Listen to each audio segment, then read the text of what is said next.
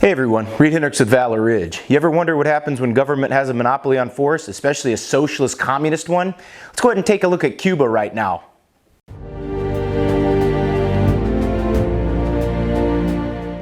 Folks, you're just paying attention to the news down in Cuba. The government has issued an order of combat against any citizens that are protesting the communist regime or their so-called revolution, which has been going on since the late 1950s, early 1960s. If we look at this, and I used to tell my high school students all the time about the evils of communism, the evils of socialism, and what that eventually ends up being is a government acting as the propagandist to incite violence against political dissidents. In other words, people that disagree with the official state narrative.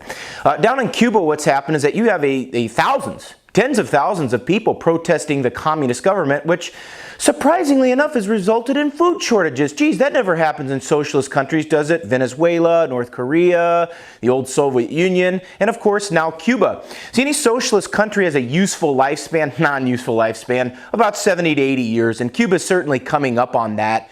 We also saw the Soviet Union collapse in that time frame. China's going to approach that in the next decade or so. And the problem here, guys, is that people don't learn history. You know, when I taught my high school students about these evils, I showed them case after case of the boringly predictable pattern that socialism brings. What are some learning points that we can take from the events happening in Cuba right now? Number one, if you're going to have a free society, it must be an armed society. And that's why our founding fathers were so intelligent. They understood that an armed population was free. This is illustrated in the Federalist 46 with James Madison. This is illustrated in the Second Amendment, which recognized a right that was in place before the Constitution was written. In fact, even before the country was brought into existence, they understood that free men, free women had firearms. And if they didn't have firearms, that they would be subjugated. And our founders were much more intelligent than the sophomoric, imbecilic ignoramuses that run our country right now. People like Joe Biden, people like Kamala Harris, people like Barack Obama, people like that are such mental midgets that they can't even contemplate what freedom is. They couldn't even define to you what freedom is. In their minds, freedom is government services. In their mind, freedom is them telling you what to do. And if you disagree, then you get re-educated, relocated, or incarcerated. So what can we learn from Cuba right now? Number one, when people give up their guns, they give up their lives. And there is no argument against that. If you cannot understand the importance of free men and women having firearms, and we're talking 21st century here, and of course now the government of Cuba is inciting violence against its own citizens that disagree with it. And not only just the government. See, the police have already shot at these protesters. These protesters are literally braving live rounds being fired of them and taking to the streets. But not only does the government have the capacity for violence in there, but the government of Cuba is encouraging the other citizens of Cuba to go out in the street and attack these protesters. And I think we see a lot of similarities here in the United States. And if agents of government are not encouraging leftists to attack libertarians, conservatives in many cases, although many of them have openly, but even it's a crime by omission, because even though they may not direct it very obviously, they have stood back for a year and a half and let this stuff continue. Make no mistake about it. If you give up your firearms, you give up your life. And it's for times like this why the Second Amendment is so important. It's for times like this why it's important to be able to resist tyrannical government. Can you imagine if the people of Cuba had a Second Amendment? How long do you think Castro's revolution would have lasted? If the people of Cuba would have a right to keep and bear arms, how long do you think communism would have taken place there? We see thousands of Cubans trying to escape that venal oppressive government by getting on literal wooden doors to try to make it to Florida. We see their people, we see them all the time during the Olympics. What they'll do is they'll defect to the United States. We see this all the time. They're trying to escape. It was the same way in Eastern Europe. People tried to escape into the West all the time. We see this constantly. We see this in Venezuela. People running into Colombia, running into other countries that don't have communism there. And so I think what we're going to have to take a lesson here is that when a government has a monopoly on force, when they have the ability to disarm their citizens, what that soon turns into is an oppressive camp where no dissension is tolerated, where no free speech exists, where no ability to protect yourself against tyrannical government or tyrannical police exists as well. Because in Cuba, only the government, only the police have guns. Citizens are not allowed to have firearms down there.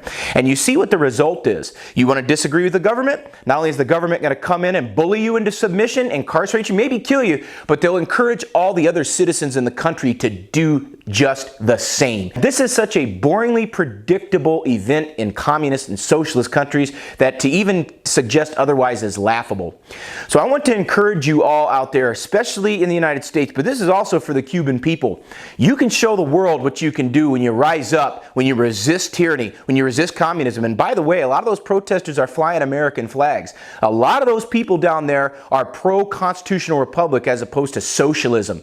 So all you young people here in the United States that didn't have a history teacher worth a damn, why don't you pay attention to what's going on down there and understand that socialism sucks, communism is oppressive, communism has killed more people in the history of the world than any other thing put together, hundreds of millions of people in the 20th century. And by the way, in the words of Thomas Sowell, just celebrated his 91st birthday. Happy birthday, Dr. Sowell. In the words of him, communism, socialism has such an abysmal record of failure that only an intellectual could believe it could succeed. And folks, what I'm going to do this week is I'm going to teach 4 straight days of neighborhood defense. I'm going to teach people how to stand up and defy tyranny, how to protect their neighborhood against socialist scumbag thugs, and also against violent petty criminals, which are most of the time one and the same.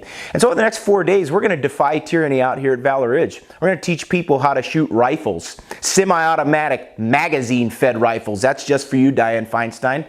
So over the next 4 days, and by the way, Mr. Hologram Biden, we're also going to teach people how to resist tyranny. We're going to teach people how to do it the right way. We're going to teach people how to do it within the confines of the Constitution, exercising their Second Amendment rights, learning team tactics, learning how to shoot, move, and communicate, learn how to hit targets out to 300 plus yards, learn how to reload their rifles, learn how to work in a team. The very stuff you don't want people to learn. And I am proudly and openly saying that the mission of Valor Ridge right now is stare adversus malum, which means to stand in defiance of evil. And evil throughout all the centuries has been communism, socialism, government monopoly on force. That's evil. And the whole point of our founders, and the whole point of us here as conservatives, libertarian, people that believe in the Constitution, the Bill of Rights, is to stand up and defy tyranny. And I think that should be the absolute focus of every citizen in the United States. Because otherwise what you're going to get is the government having all the guns and the government encouraging violence against people that dissent against them. And by the way, guys, that's the kind of history that makes the world go round and round and round,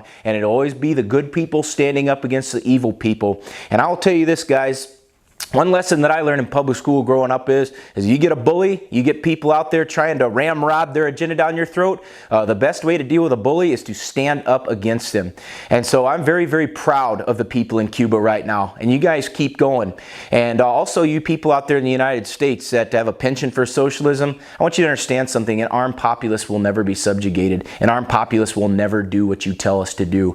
And quite frankly, I think we've been very patient. I think we've been very peaceful. And it's kind of like the old man at the bar with cauliflower ear just sitting there and tolerating the loudmouth drunk who keeps flipping his gums. And guys, understand that we are watching history unravel before our eyes, and it's a very comforting thing to know that in all these socialist communist countries, people are brave enough to stand up and defy tyranny, to defy socialism. So keep that in mind when you're watching the news. An order of combat against anybody in Cuba that defies the government. And then ask yourself, is it possible that that could happen here in the United States?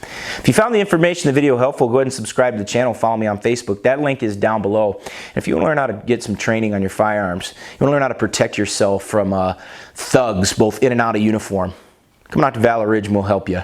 This is Reid Henrichs of Valor Ridge reminding you the lessons that we learn are written on the tombstones of others. We'll see you on the ridge.